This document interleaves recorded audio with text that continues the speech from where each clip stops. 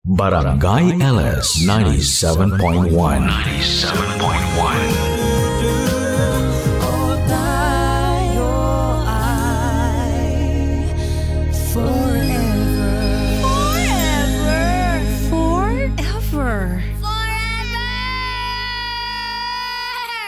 Mga kapuso, malupit ang tadhana, pero mas malupit ang karma.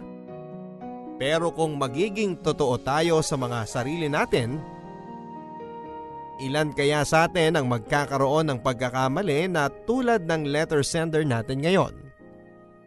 At dahil medyo masela ng topic natin, itatago po natin sa iba't ibang pangalan ng mga taong naging bahagi ng istorya natin na talaga namang kakaiba. Sino ba ang nasa tama? Sino ba ang mali? At sa huli ay sino ba ang dapat isipin sa sitwasyon na ito? Dear Papa Dudut, hindi ko alam kung paano ko ipapaliwanag ang sitwasyon ko. Isa po akong single mother at ang anak ko po ay wala pang 1 taon. Kapag tinatanong ako ng mga tao kung bakit ako single mom, ay hindi ko talaga masagot ng diretsyo. Kung sasabihin ko ang totoo, magmumukha akong walang kwentang tao. At kung magsisinungaling naman ako, nakakapagod na.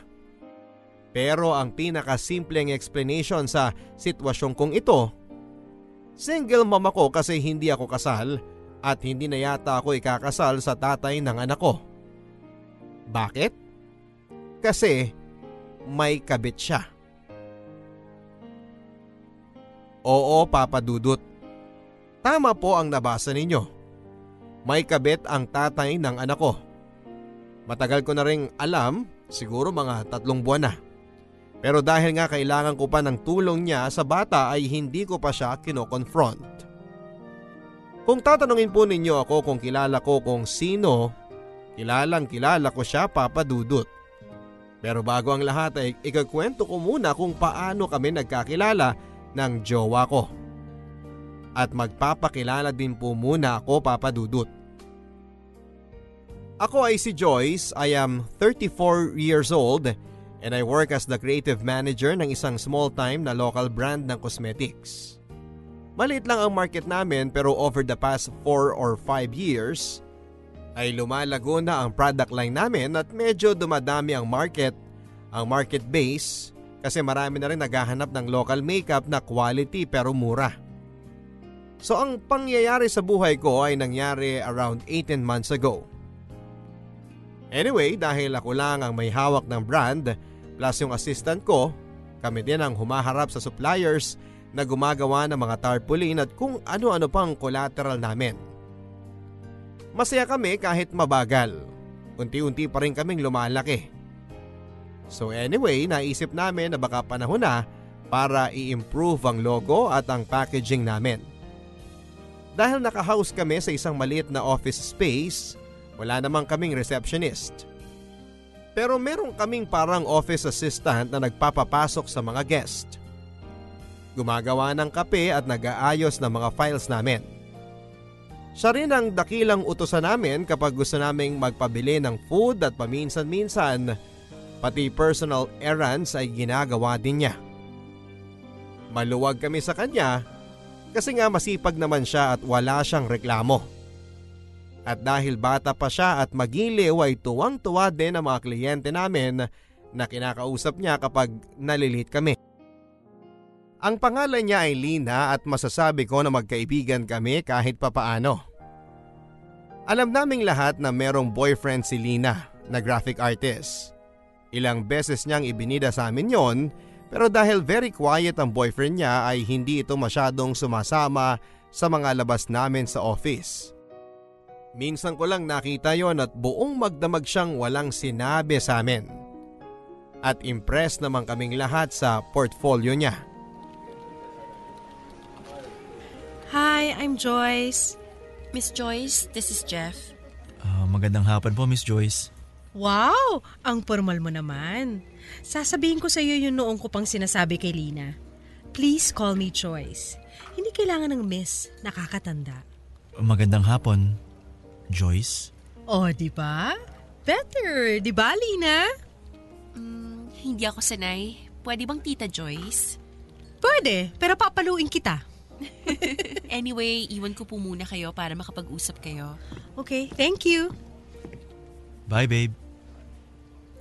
Anyway, nabigyan ka na naman ni Lina ng preamble. Tama ba?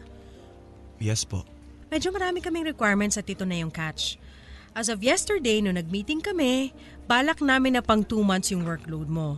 Pero bigla nagkaroon ng invitation to be part of an expo. So... Kahapon yung deadline. Oo, parang gano'n na nga.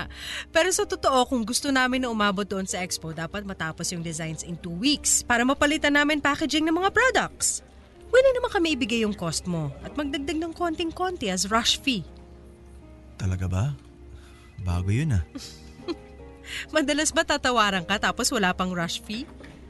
Tapos 1 year to pay. Well, yung isa kasi naming investor, medyo sikat siya eh. At kilala siya for fair practices sa trabaho kaya gusto niya ganun din kami. At agree naman kami doon. Parang joke pero G ako dyan. Great!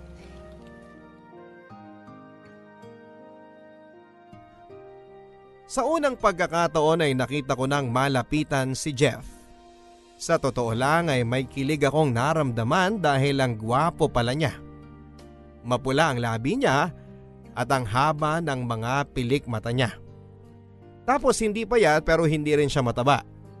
Ang lapad ng shoulders niya at siguro ay nagwo-workout siya kasi pwedeng ulam yung mga braso niya.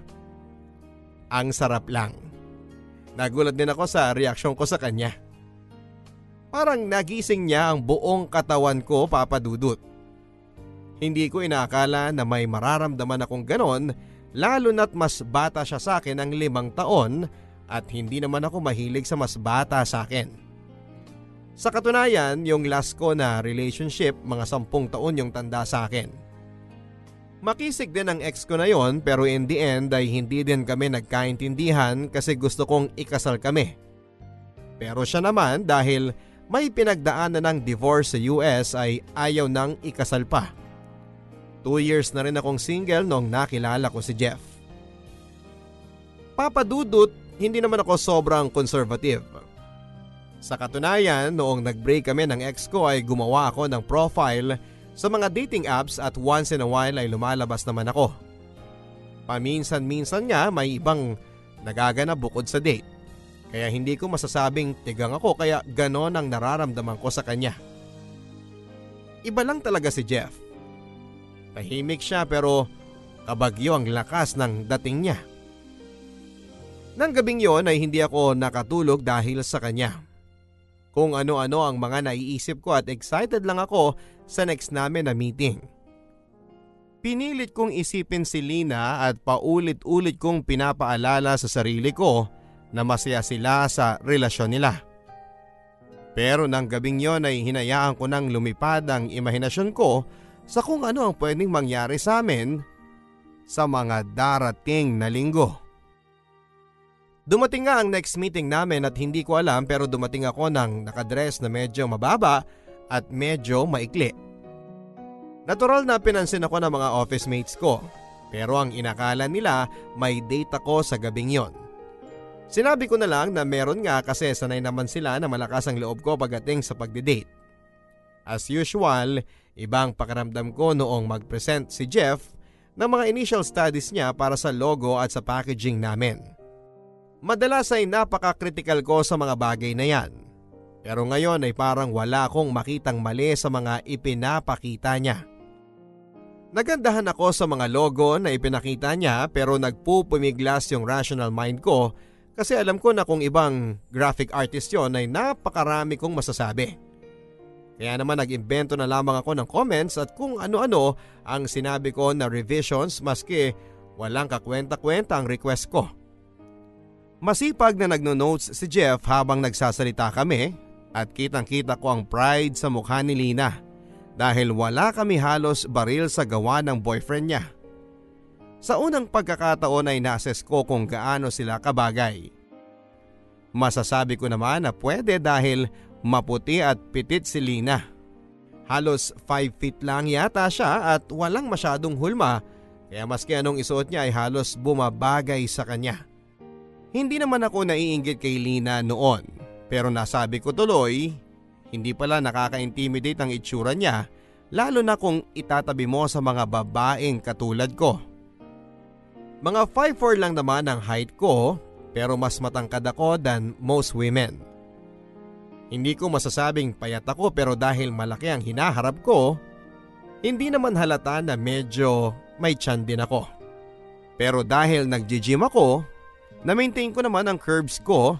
Si Lina, typical Pinay na very straight ang buhok niya. May pagkamorena din ako, pero madalas akong nakakatanggap ng compliment, lalo kapag nasa beach at nakabikini. Maraming nagsasabi na ang ganda ng kulay ko at pantay na pantay daw talaga. Kaya naman naglaro din sa pag-iisip ko na kung merong mas bagay kay Jeff, ako yata yon. Bukod sa mga nabanggit ko na traits niya, matangkad din kasi si Jeff, siguro mga 5'10" din siya. At maski payat si Lina, mukha siyang patpat kung katabi niya ang boyfriend niya. Nasulyapan ko sa salamin ang itsura namin ni Jeff at kinilig ako sa mga nakita ko. Hindi ako kasing lapad niya, pero hindi ako mukhang duwende sa tabi niya kasi malaman, makurba at may tangkad ako. At kapag naka-heels ako ay maganda ang height ko sa height niya. Kapag magkatabi sila ni Lina ay parang pwede niyang gawing wale si Lina. Sobra ang guilt ko na naramdaman ko sa mga naisip ko. Lalo na't biglang nakita ko ang lahat ng mali kay Lina. Samantalang dati, cute na cute ako sa kanya. Nang araw na yon ay nagpakitang gilas si Jeff. Imbis na umuwi at gawin ang mga revisions niya sa bahay, trinabaho niya ang mga ito sa pantry namin at bago matapos ang workday ay may bago na siyang set na ipinakita sa amin. Hindi ko na napigilan ang sarili ko at panay papuri na ang naibigay ko ng mga comments. Pero bigla akong naisip na kung mapabilis masyado ang proseso ay baka hindi na kami magkita pang muli. Out of the blue ay bigla akong naisip na dapat may isa pang set ng studies na ibang-iba sa pinagawa namin. Lumusot ang reasoning ko na dapat ay ganun kasi baka nabubulag kami sa ganda ng logo at packaging na based din sa luma naming packaging. At ginawa kong excuse ang expo sa Vietnam. Very impassioned ang speech ko. Sinabi ko for a potential international market, dapat inline yung new look namin para umangat sa ibang maliliit na businesses at para din may global appeal. Hindi ko na alam kung anong pumasok sa isipan ko pero bigla ko ring sinabi na maski mag-OT pa ako sa weekend para tulungan si Jeff sa mga possible na looks ay gagawin ko. Pakiramdam ko ay benta naman sa mga office mates ko kasi alam nilang OC ako pagdating sa mga bagay na may kinalaman sa brand namin. Ang hindi ko inaasahan ay ang pag-agree ni Jeff sa proposal ko. Siya pang nagsabi na magkita kami ng maaga sa isang kapihan na malapit lamang sa office. Nagbiro lang siya na sana all expenses paid. At dahil excited ang may-ari ng kumpanya, sinabi niya kaagad na bibigyan niya ako ng petty cash para may pangkain ako, si Jeff at si Lina. Biglang gumuho ang saya ko. Pero si Lina mismo ang nagsabi na hindi po siya makakasama dahil may family outing sila at bigla na naman akong sumaya. I swear, simula ng araw na yon ay para akong baliw na ewan. Pero Papa Dudut, ang totoong mga kabaliwan ay nangyari matapos ng meeting na yon. Nalaman kong nagpapanggap pala si Jeff at tahimik siya kapag may ibang tao. Totoo yon pero nung weekend na nag-brainstorm at gumawa kami ng bagong studies ng logo at kung ano-ano pa ay lumabas ang katotohanan. May simpleng landi si Jeff. Noong una akala ko ay imahinasyon ko lang na tumatama ang kamay niya sa kamay ko. Akala ko feeling lang ako kasi napatitig siya sa labi ko. At hindi ko inisip na sadya pero ilang beses na tumatama ang braso niya sa gilid ng hinaharap ko. Alam kong maraming babae ang magagalit dahil kabastusan na yon kung tutuusin. Maski ako naman kung hindi siguro ko nakakaramdam ng kakaiba sa kanya ay magagalit din ako. Pero ang napansin ko ay maraming dumating at umalis na babae na maganda at naka-revealing na outfit, pero maski minsan ay hindi siya tumingin sa mga ito. Naisip ko na batiin siya tungkol dito at dahil sa sagot niya ay parang may nakawala na baha na kilig galing sa akin. Ang sabi niya, bakit naman daw siya titingin sa iba kung kasama na niya ang pinaka-sexy na babae sa cafe. Pagkasabi niya noon ay hindi na kami parehong nagpigil. Nandyan yung hawakan niyang hita ko. Minsan bigla ding haplosin ang braso ko. At bago pa matapos ang araw, sinabi niyang iba na raw ang nararamdaman niya noong unang beses kaming magkakilala sa office party namin noon. Hindi lang daw siya nagsasalita noon kasi nag-away sila ni Lina. Matagal na raw silang on and off ni Lina, pero sa ngayon, sila nga raw ulit. Pero sa totoo ay hindi na raw niya alam kung gusto pa niya si Lina. Mahal daw niya ito kung sa mahal. Pero hindi na raw siya kinikilig kapag kasama niya ito. Hindi na rin daw siya nakakaramdam ng init kapag magkasama sila sa kama. Kung tutuusin naman daw ay hindi siya naging ganon ka-attracted kay Lina. Kasi hindi siya mahilig sa mga payat na babae. Gusto raw niya yung mga tipong may laman, yung parang lalaban. Napalunok na lamang ako sa mga sinabi niya at maski ngayon ay hindi ko na maalala kung paanong nangyari, pero sa kondo ko umuwi si Jeff ng gabi na yon. Lumabas siya saglit para kausapin si Lina at rinig na rinig ko ang pagsisinungaling niya na matutulog na raw siya. At bukas na sila ulit dapat na mag-usap. Matapos ng usapan na yon, sinalya niya ako sa pader at hinalikan at nangyari na ang lahat ng pwedeng mangyari. Pagkagising namin kinabukasan ay kumain kami, nagtrabaho at pagkatapos noon ay inulit namin ang ginawa namin ng gabing yon. Sunod na sunod ang kabalbalan ng mga ginawa namin noon. Halos gabi-gabi siyang nasa kondo ko. Takang-taka naman ang mga office mates ko kasi sanay sila na ako ang promotor ng mga one round bago umuwi. Sinabi ko na lang na bagong buhay na dahil nakakaramdam na ako ng kung ano-ano. Hindi ko na lang sinabi na yung nararamdaman ko ay hindi sakit kung hindi yung alam mo na papadudot. Dumating na ang panahon ng expo. Dahil alam kong walang passport si Lina, alam kong hindi siya makakasama sa expo. Kahit pa gusto sana ng may-ari ng kumpanya para matrain din siya for client serving. Normally ay gagawan ko ng paraan yon at hahanap ako ng koneksyon dahil alam ko na pwede ko namang iparush ang passport niya. Pero wala akong sinabi dahil alam ko na may passport si Jeff. Sinorpresa ko si Jeff with tickets and with an Airbnb accommodation. Nagulat siya at medyo nainis, pero nung sinabi ko sa kanya na pwede naman na sabihin niya na umuwi siya sa probinsya at mahina ang signal doon para kumalma siya. Sabi ni Jeff, maski hindi na siya in love kay Lina, hindi naman daw siya nagsisinungaling dito. Sa totoo raw ay natuto lang siyang magsinungaling kay Lina dahil sa akin. Medyo na-hurt ako sa mga sinabi niya. Pero wala na akong sinabi. Narinig ko na lang na gumagawa na siya ng kwento niya kay Lina. Ibang klaseng tumbling ang ginawa ko noon para maging smooth sailing kami sa trip na yon, papadudot. Ako mismo ang nagbook ng hotel ng boss ko at ng assistant niya at ng assistant ko. Nang malapit na kaming umalis ay doon ko sinabi na first 2 nights lang kami magkakasama. Dahil niyaya ako ng high school friend ko na doon na nakabase na makitira sa kanila. Buti na lang at walang nagtanong kung sino o saan dahil wala akong masasabi. Sabay nagpaalam na rin ako sa boss ko na mag-e-extend ako ng 4 days kasi saktong 7 days ako noon. Sinigurado ko rin na malayo man, accessible pa rin ang tinitirhan namin ni Jeff dahil sa last day ng expo siya darating. Dinasalan ko lahat ng santo ng araw na yon. Kasi ang isa kong pagkakamali ay halos magkasunod ang alis ng flight ng mga kasama ko sa dating ng flight ni Jeff. Sobrang stress ako noon. Pero hindi naman sila nagpang-abot at nakaalis kami ni Jeff sa airport nang walang nakakakita sa kanya.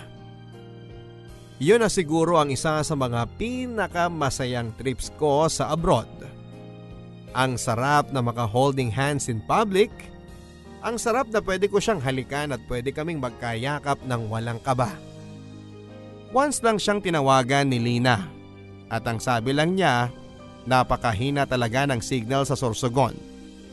Hindi ko alam kung bakit pero tawang-tawa kami sa joke na yon. Kahit alam naming niloloko namin si Lina. 3 days lang din si Jeff doon para hindi naman halata na pareho kaming wala sa parehong mga araw. Pero nang last day niya doon, nagulat at natuwa ako sa mga sinabi niya. Baby cute? Yes, baby Pogi. Happy monthsary. Ano? 1 month na tayo, di ba? Inuwi mo ko sa condo mo tapos binihag mo ko. Wow, ako talaga yun ng bihag. Ang lagay pala ako? Ay, hindi ba? Ikaw kaya yung flirt ng flirt sa akin. Hindi ko mapigilan eh. Iba yung kamandag mo. Kamandag? Kamandag talaga. Ang sweet ko kaya. Ha? Si Lina. Siya ang babaeng sweet. Ikaw? Iba ka. Hindi lang basta sweet. Maalindog ka. Dapat ba ako ma-flatter? Oo naman no. Nakaka-flatter yun kasi ang lahat ng lalaki akala nila gusto nila yung sweet. Hindi nila alam iba yung sarap na may kasama kang babae na palaban sa lahat ng bagay. Lalo na sa... Uy, ano ka ba? Uy, kinikilig, nagbablush. Sira ulo. Baby Pogi, Yes, baby cute? kung 1 month na tayo, paano kay ni Lina? Hindi ko nga alam eh. Kasal ng ate niya next week. Tapos birthday niya. Ayoko naman makipag-break sa kanya nang may okasyon. Basta, promise ko sa'yo gagawin ko ng paraan. Magugulat ka na lang isang araw. Ikaw na yung sinusundo ko sa office niyo. Baliw. Siyempre, hindi pwede yun pag tayo na. Ayoko naman makagawa ng gulo, no? Ay, basta. Bahala na. Wala akong pakialam sa kanila. Pero seryoso ka? You'll make an honest woman out of me? Oo, Joyce. Aminado naman ako na masaya tong medyo pilyo natin relasyon pero gusto ko naman na maging legit na tayo. I'm so glad to hear you say that. Sa panahon na yon ay naniwala ako kay Jeff kasi parang seryosong seryoso siya. Pero aaminin ko na sa bawat araw na nakikita ko si Lina, may guilt akong nararamdaman. Nakakalimutan ko lang to kapag dumarating na si Jeff sa kondo ko na minsan pa sobrang late kasi hinahatid pa niya si Lina. Pero ang mahalaga, magsasama na naman kaming dalawa. Nalaman ko lang na hindi na rin masyadong naitatago ni Jeff ang sitwasyon nang nag-open up na si Lina. Nang minsan akong napasabay sa kanila ng assistant ko. Akala ko kung ano lang ang pinag-uusapan nila, kaya ako pa ang nagtanong in the spirit of pagpapanggap. Anong usapan niyo dito? O Lina, bakit parang galing ka sa iyak? Ay nako, Miss Joyce. Usapang puso. Si Jeff kasi eh. Jeff? Oh, your boyfriend? Oo. Naalala niyo siya? Oo naman. Grabe ka naman. Anong problema? Sabi ko sa kanya, malamang may babae yun. Ha? Bakit? Paano mo nasabi? Nagbago na po kasi siya. Cold na siya minsan. Tapos laging cannot be reached yung phone niya. At saka madalas parang wala siyang ganang makipagkwentuhan sa akin. Pwede ba akong maging brutal, Lina? Baka hindi naman dahil sa ibang babae. Ganun lang ang lalaki. Minsan nagsasawa. Minsan walang rason. Ayaw lang nila. Or baka naman pinapressure mo siya na gumawa ng isang bagay na ayaw naman niyang gawin. Tinanong ko po siya kung kailan siya magpo-propose nung kasal ng kapatid ko. Gosh! Lina, kinuwento ko naman sa inyo na ginawa ko yan, di ba? Tignan mo, iniwan ako ng boyfriend ko na yon. At 8 years kami, ha? Sabi naman po niya, soon daw. Pero ganyan siya sa akin. Kaya nga, naniniwala ka naman. Ay nako. Hindi ko alam kung ano ang gagawin ko matapos kong marinig yon, Papa Dudut. Para akong sinaksak diretso sa puso. At dahil diretso naman ako magsalita, yung mismong gabing yon ay kinausap ko si Jeff at sa unang pagkakataon ay nag-away kami. Hindi daw niya maintindihan kung bakit hindi ako makapaghintay. 5 years na raw sila ni Lina kung tutuusin at natural lang naman daw na medyo mahirapan siyang makipaghiwalay. Nagalit siya kasi hindi ko raw kayang habaan ng PC ko. Kung tutuusin naman daw ay magsi 6 months pa lang ang relasyon namin. At dahil gusto kong maniwala na strong naman ako ay wala na akong sinabi pa. Medyo nabawasan ang pagkikita namin pero sa tuwing pupuntahan niya ako sa kondo ko, andun pa rin yung gigil namin. Yun nga lang, maingat na kami pareho sa mga bagay na pag-uusapan namin.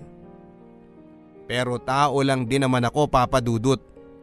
Umabot din ako sa punto na hirap na ako sa tuwing makikita ko si Lina na umiiyak sa assistant ko kapag nagla-lunch sila sa pantry. Iniwasan ko nang sumabay sa kanila at para lang hindi ako mahalata ay binalik ko na ang pag-aaya sa mga taga-office na mag-one round. Minsan ay hinahayaan kong maghintay si Jeff dahil naiinis ako na hindi pa niya break si Lina para maging malaya na kami. At sa totoo mahal ko na siya. Mahal ko na siya. Kaya naman naisip ko bigla na itigil na ang pills ko. Papa Dudut, kahit sinabi ni Jeff na makamandag ako, para sa akin ay mas makamandag siya. Naniniwala ako na rational naman akong mag-isip pero hindi ko alam kung bakit umabot sa punto na parang desperado na ako sa kanya. At dahil healthy naman ako ay gumana ang naisip ko. 1 buwan matapos kong itigil ang pills ko ay nabuntis ako. At dahil nga parang wala na ako sa sarili ko ay ginawan ko rin ang paraan para maisip ni Lina na dapat na siyang mag-resign. Halos araw-araw na rin naman siyang may sablay at once a week na siyang mag-absent. Kinausap ko siya ng masinsinan at bago matapos ang usapan namin, nag-decide siya na ang makikipag-break kay Jeff. Sinigurado ko na hindi ko siya pipilitin. Sinigurado ko na hindi siya ang makakaisip nun. At sinigurado ko na maisip din niyang magpahinga muna. Na siguro ay umuwi muna siya sa probinsya. Hindi nga nagtagal at sinabi sa akin ni Jeff na wala na nga raw sila. Sa una, nagselos ako kasi nakita ko na may lungkot siya. Pero inisip ko lang na normal lang naman yon dahil may pinagsamahan naman talaga sila. Medyo nagsisisi din ako sa pagbubuntis ko kasi naisip ko kung noon ko pa sana kinausap si Lina baka noon pa sila nag-break. Pero pakiramdam ko okay na rin kasi sa loob-loob ko ay eto ang magiging susi para pakasalan niya ako at para hindi na siya magloko. Hindi nagtagal nang nadatnan niya akong nagsusuka sa banyo. Siya mismo ang nagsuggest na bumili kami ng pregnancy test at nang nakita niyang positive ay siya din mismo ang nagsabi na magpunta kami sa OB. Tuwang-tuwa ako kasi hindi man lang niya naisip na sinadya ko to. Sinabi din ng OB na minsan hindi 100% effective ang pills. After that first visit sa doktor ay nagbago na naman si Jeff. Para siyang batang naghihintay ng Pasko. Lalo siyang nagsipag sa trabaho at kung ano-ano ang binibili niyang mga bagay para sa baby namin. Hindi rin niya binabanggit si Lina. Parang wala na sa kanya yung 5 years silang nagsama at iniwan siya nito. Akala ko yun na ang simula ng happily ever after ko. Dahil sinabi din niya na dapat siguro isimulan na namin na magpakita na magkasama kami. Baby mama, magaling ka naman na gumawa ng kwento. Simulan mo na kayo magkwento sa mga office mates mo bago lumaki ang tiyan mo. Grabe, parang sinabi mo naman na sinungaling ako. Hindi ba? Hindi ka nakakatawa. Bad joke ba dahil sa hormones? Hindi, bad joke lang talaga yon. At saka nagsinungaling lang naman ako kasi ayaw mo makipag-break kay... Oops! Bawal ang bad word. Bakit? Hindi ka pa ba over sa kanya? After 2 months, over na. Pero kapal niya eh. Ako pa iniwan niya. Kung tutuusin siya yung dapat iniwan ko. Boring niya eh. Wala siyang alam gawin kundi magsini. Nakahiga lang siya lagi sa kama. Hindi katulad mo. Maski buntis, fight. Yan lang ba talaga ang gusto mo sa akin? At saka grabe ka naman. Maski karibal ko si Lina, minahal ka naman nun. Sa palagay mo, bakit ka nakarami ng trabaho sa amin? Siya ang nagreko sa'yo. Alam ko naman yun. O ano, balikan ko siya. Gagi, mas marami akong contact. Ako bahala sa'yo. Yan naman ang gusto ko sa'yo eh.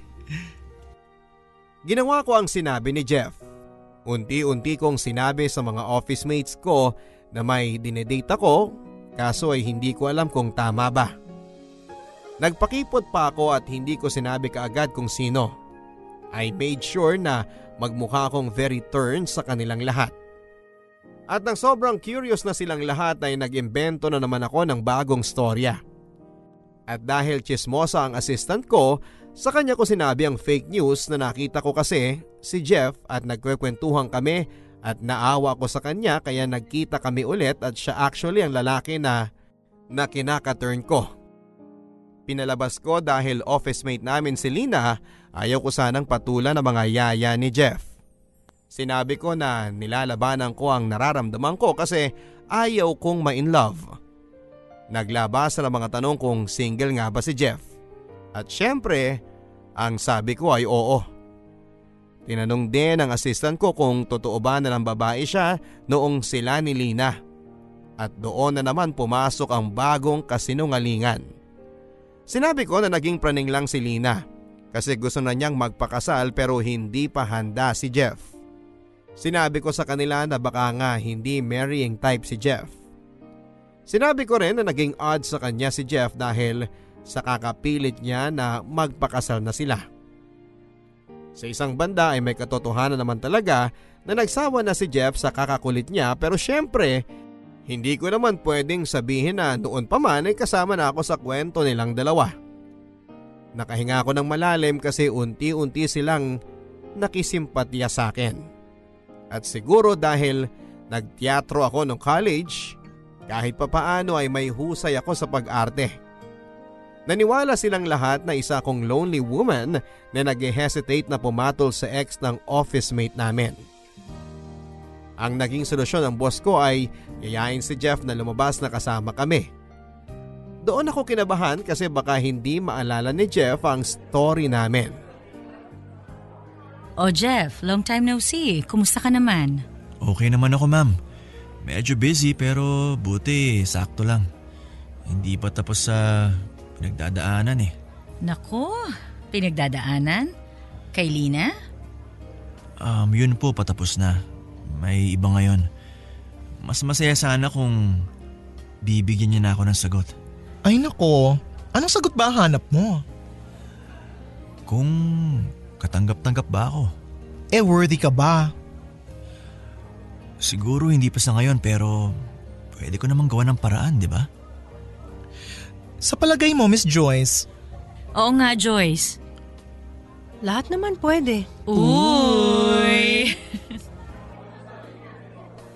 Hindi ko alam pero bakit medyo kinabahan ako ng gabing yon. Nakalimutan ko na may pangil din nga pala si Jeff at kaya din niyang magpanggap. Hindi ko alam kung bakit pero napaisip ako kung may ibang pakay ba si Jeff kaya niya ako nilandi noon. Nakita ba niya kung gaano ko siya kagusto? Pero matapos noon ay naging masaya kami ni Jeff at siguro dahil kami na talaga. Well, hindi sobrang saya kasi natural naman na may pagdaanan kaming pag-aaway. Pero nakakalampas naman kami sa mga pagsubok. Paminsan nababanggit ko ang kasal pero never kong pinilit yon. Maski siya mismo ang nag-promise na magpapakasal kami ay parang hindi pa niya ginagawa ng paraan. Medyo nagparamdam na nga ako nang nag-order ako ng Certificate of No Marriage online. at iniwan ko sa kung saang makikita niya at hindi niya ito pinansin. Nabanggit ko rin na kung hindi man kami magpakasal ng bongga ay pwede namang sa huwes. Ngumiti lang siya. Sinabi niya sa akin na baka pwedeng magsama muna kami maski walang kasal.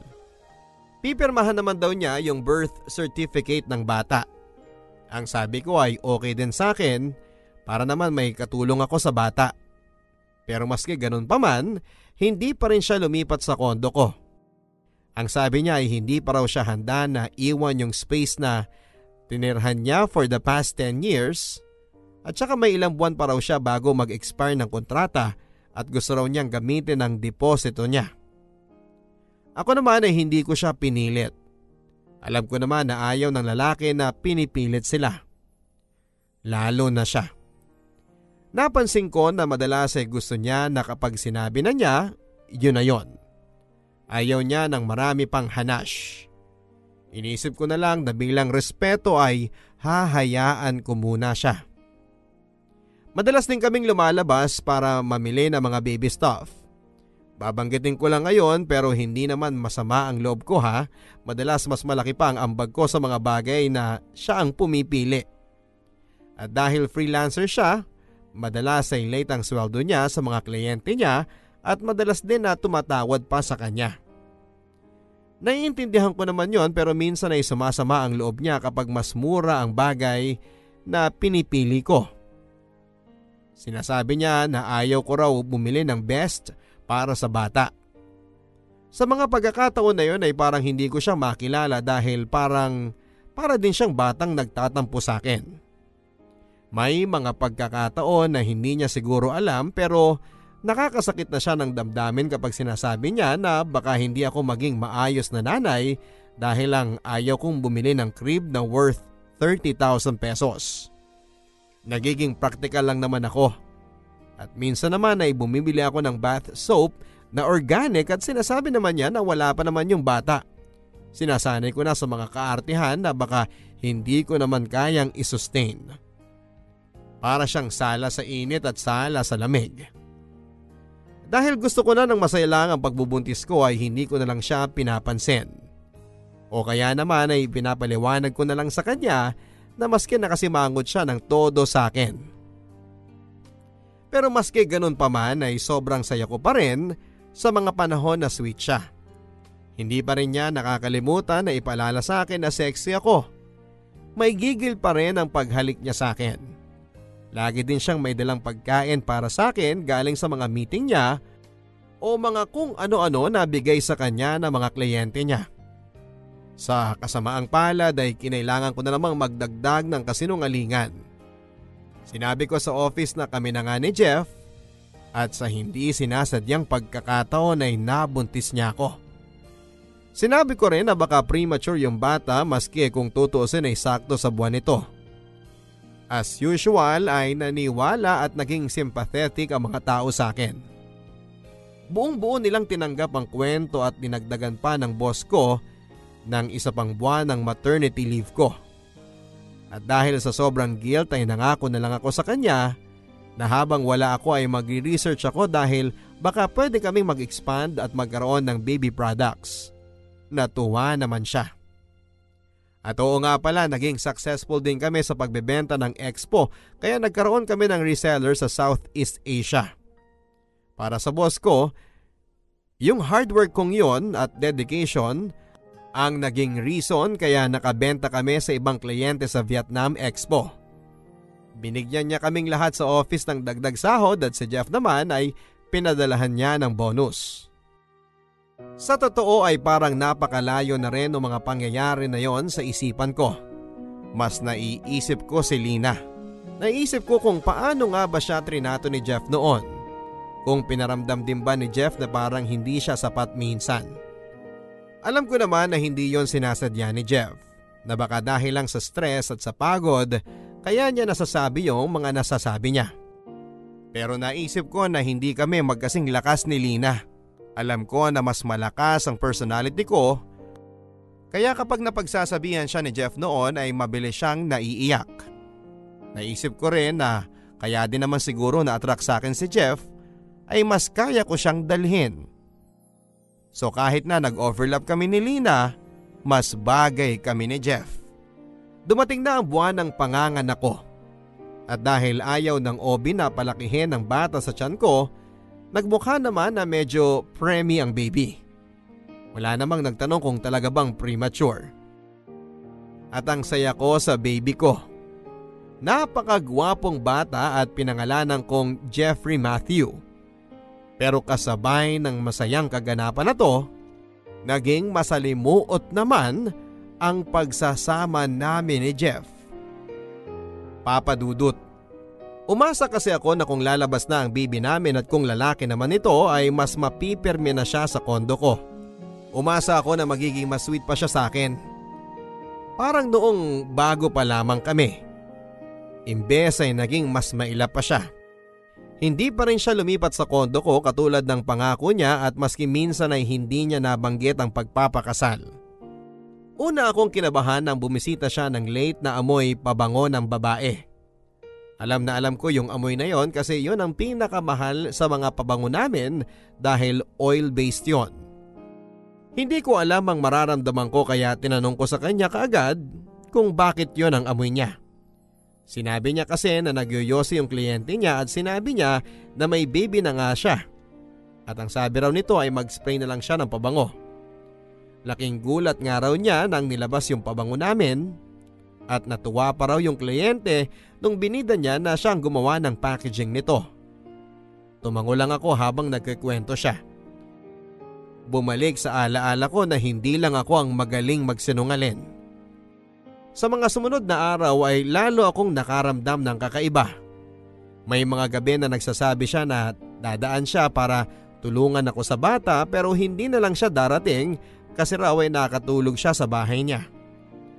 Kapag pinapaalala ko naman na pwede naman siyang lumipat, kung ano-anong excuse naman ang ibinibigay niya. Napansin ko na madalas na cannot be reached ang telepono niya. Lalo na pagkatapos niya akong tawagan para mag-cancel o magsabi na nakauwi na siya. Naalala ko na gano'n ang modus niya kay Lina. Tatawagan niya si Lina noon habang andun siya sa bahay ko tapos pagkatapos ng usapan nila, papatayin niya ang telepono.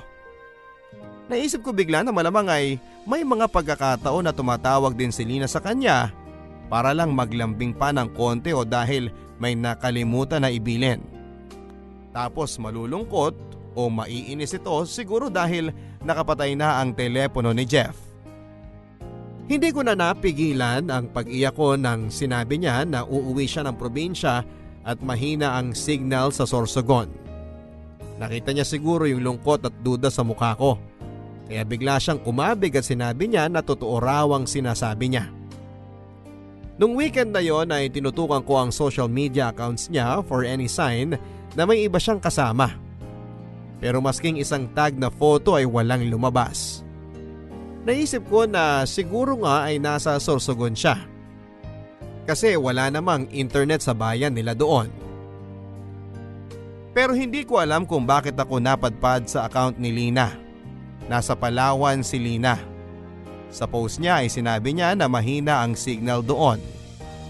At sinabi din niya na pwede ang second chances sa kanya pero dapat ay ayusin muna ng mga taong involved ang mga buhay nila. Pero sa mga pictures niya ay puro bagong mga office mates ang kasama niya pero laging merong tagakuha ng picture. Halos wala silang selfie na kuha. Mukha akong baliw talaga noon, Papa Dudut. Buti na lang at may yaya na akong nakuha at maski papaano ay nakakatulog na ako. Pero patuloy yung pagmamanman ko ng social media ni Lina. At sa huling araw nila doon ko nalaman na may babae nga siya.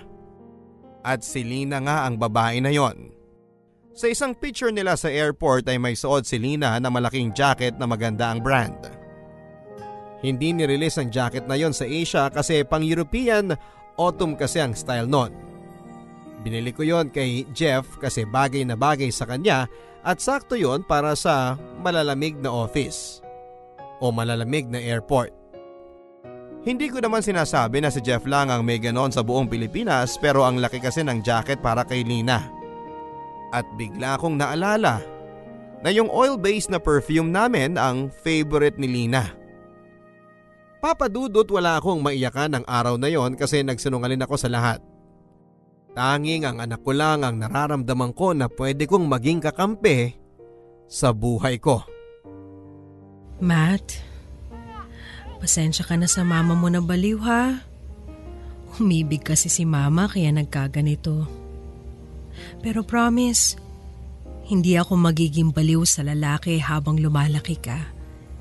Ikaw lang ang tututukan ko. Pasensya na talaga ha. Tao lang.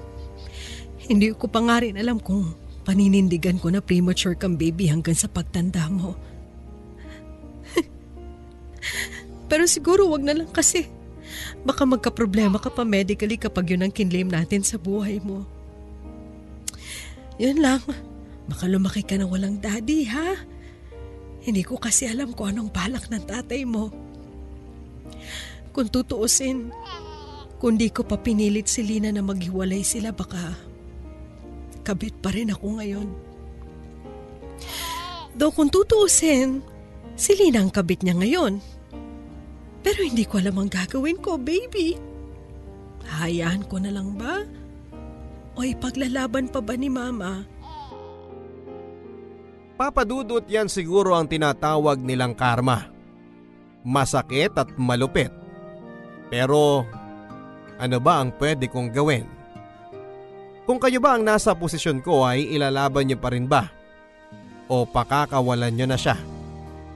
Hindi ko lang maintindihan kung bakit parang hindi siya masaya sa akin. Ibinigay ko naman ang lahat.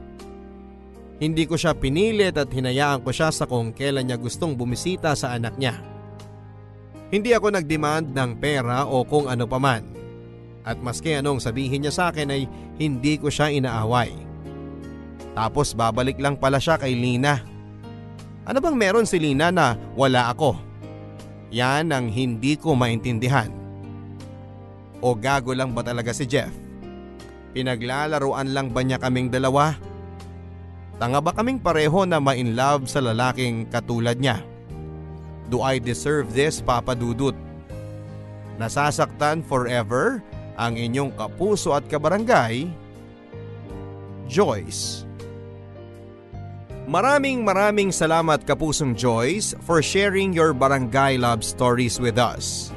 Kung tutuusin ay madaling isisi sa iba o kahit sa sarili mo ang sinapit mo sa ngayon. Pero sa tingin mo makakabuti ba ito sa'yo? O lalo mo lang pahihirapan ang sarili mo para makamove on sa kasalukuyang panahon?